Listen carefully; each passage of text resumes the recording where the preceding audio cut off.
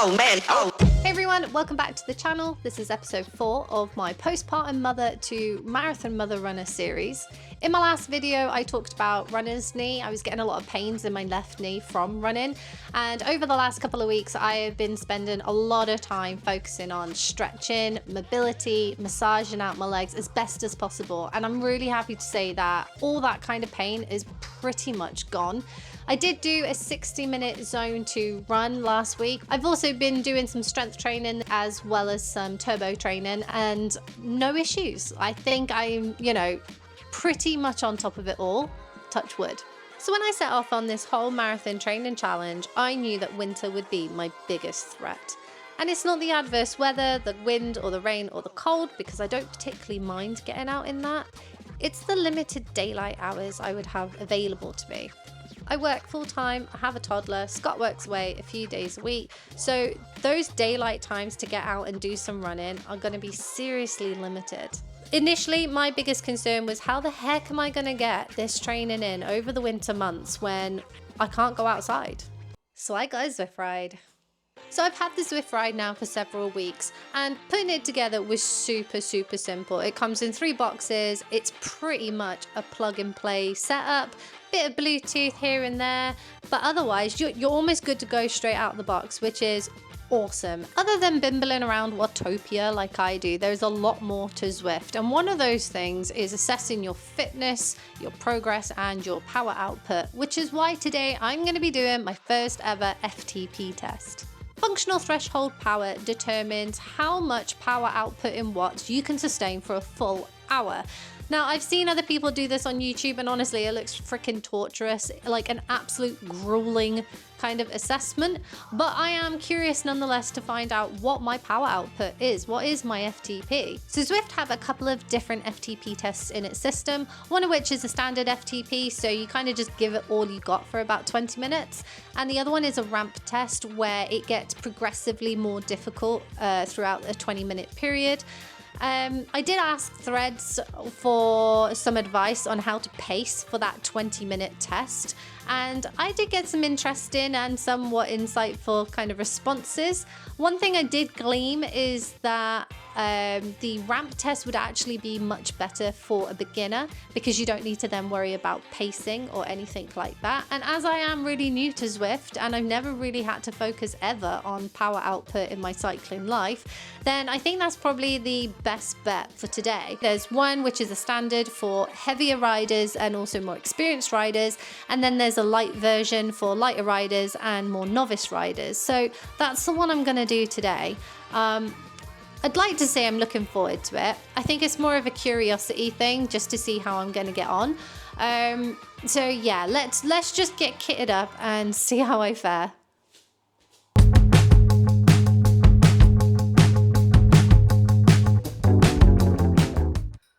don't want to do this. Okay, let's get straight into it. So I have done the 8-minute free ride warm up where I spanned my legs, did a couple of sprints in there. It was feeling quite warm. My legs were feeling really good. And we go straight in at the 50-watt power output. Now, you'll notice that my power output is kind of too high at the moment, and it does actually go quite high. And this is because during the warm-up, the ZWIFT prompts actually stated that it was going to start at 100 watts and increase by 10 per minute. And a second prompt also reinforced that idea. So I was a little bit confused to whether I was supposed to start at 100 watts or whether it was 50 watts as the left hand side column was telling me. I now believe this is actually an error on ZWIFT's part, that perhaps they haven't updated the prompts from the ramp test standard and the ramp test Lite. So it did throw me off a little bit, but you'll see that I ignore the prompts that I read previously and try and just settle into what the screen is telling me, and that's to ride at 50 watts for a minute.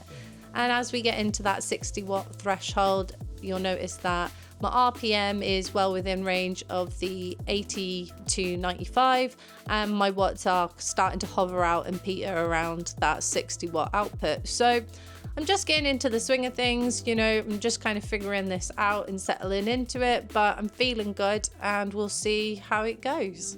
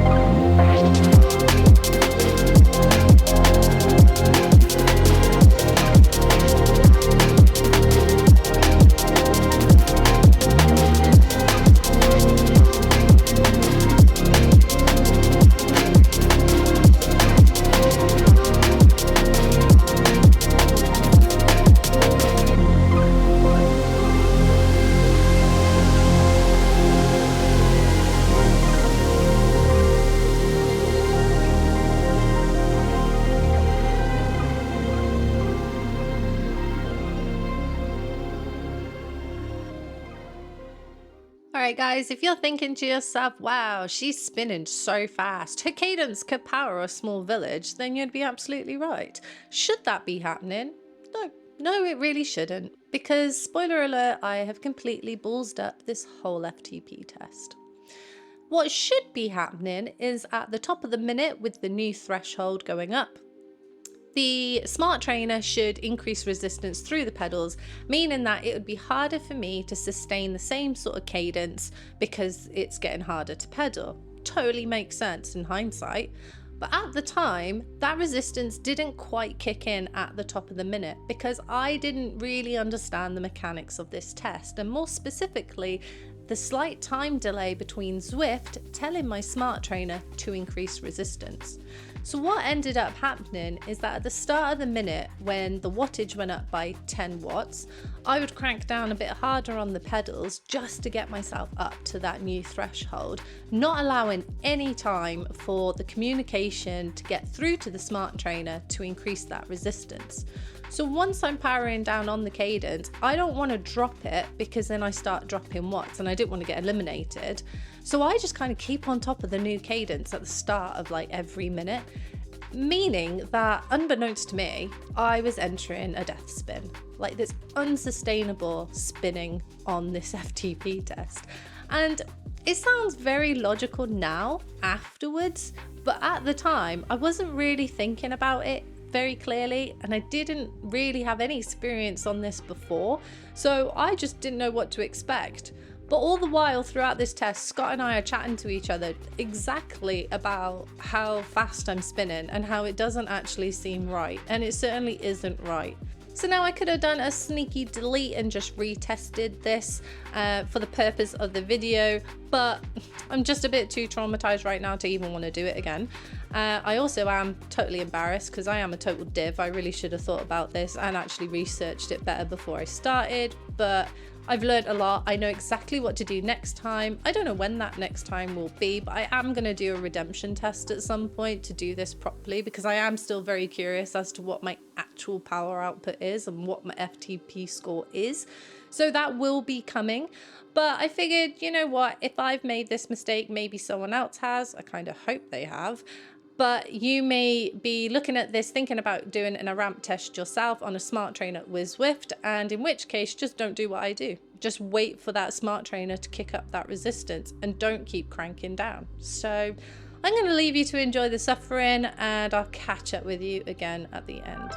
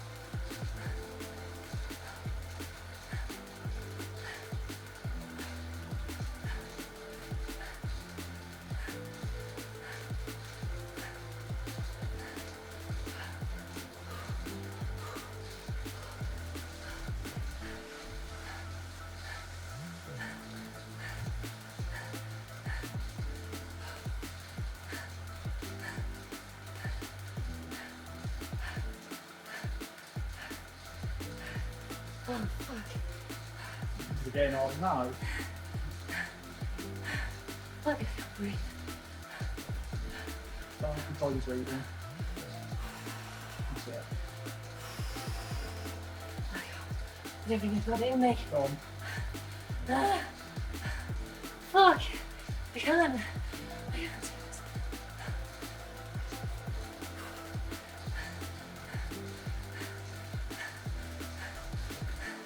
Oh crap.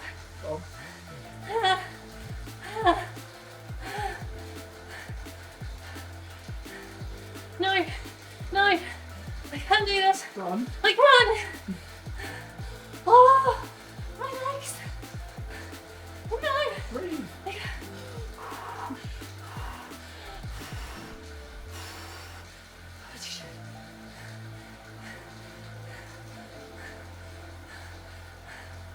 So I see how you can push on 175.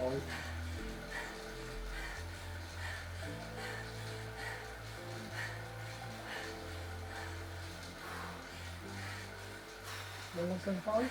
Go on. There you go. No, no, we're gone, we're gone. No. Oh, my nose is shaking.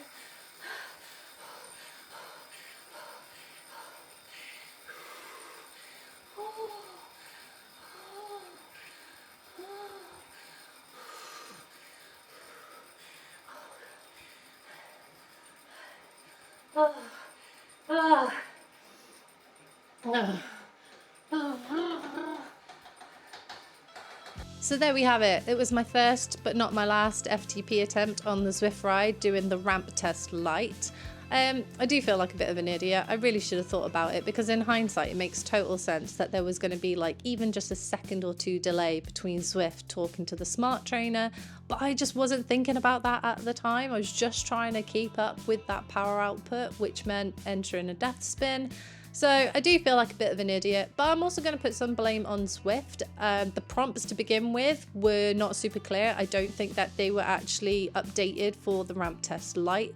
And also because even though this test is geared towards more novice and beginner riders, they assumed a lot of a novice beginner rider. For example, what ERG means, and the brakes and the gears are totally disabled throughout the test, and that you needed to maybe give that smart trainer a little bit of time to catch up with the new kind of resistance. But you know, it is what it is. I could have deleted it and tried again, but I just didn't really want to. And for me, I always learn the most from my mistakes, and this is definitely one of those times where I have. Maybe you've learned something too yourself, or maybe you just really enjoyed watching me completely balls this up. Either way, it is what it is. There will be a redemption test coming soon, because I'm not accepting that I have an FTP of 124 watts. This is because when I compared the data from this FTP test in Strava against my other kind of ZWIFT rides, like it doesn't even come close. It just doesn't compare whatsoever to previous power outputs during my general bimbling, but also some of my pacing groups. So don't feel like I know anything more about my FTP, but I certainly do not accept it's 124 watts. So I will retest soon, probably in the next few weeks or so. So there will be probably a redemption video of some sort coming soon. So yeah, I hope you enjoyed it, at the very least watching me suffer. Because I know I would have enjoyed someone ballsing it up and suffering as well. So yeah, take away from it what you will, but I hope you enjoyed the video. And I know I'm an absolute bugger to remember this, but please comment, like, share, subscribe, all that jazz. It would really mean a lot to me. And don't forget to check out some of the links in my bio about what I'm doing, giving me a follow on Strava, Komoot, Social, and also that all important donation page, because I am raising really important funds for the Refuge charity. And I'll catch you in the next one.